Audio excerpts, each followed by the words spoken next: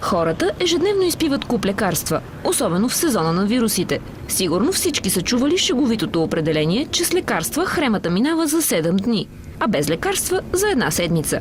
Вместо да се разчита на традиционните медикаменти, предварително може да се помисли за алтернативно засилване на имунната система на организма. В хомеопатията има изключително голям арсенал от медикаменти, които бихме могли да използваме, да стимулираме, да отключим собствения оздравителен потенциал на организма. Фактически той е безкраен. Сред най-популярните хомеопатични медикаменти са ехинацеята, котешкия нокът, витамините в комбинация с цинк и селен.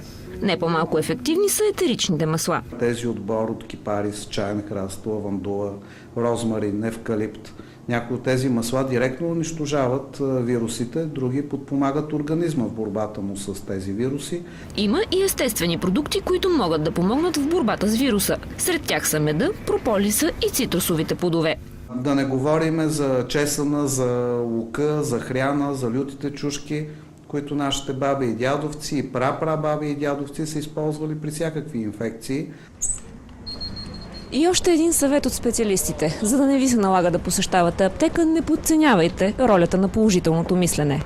Правени са проучвания, които доказват, че хора, които вярват в себе си и мислят позитивно, в техния организъм има много по-високо ниво на антитела, отколкото в организма на хора, които мислят, че на всяка цена, когато идва една епидемия, те ще са първите, които са се разболяли.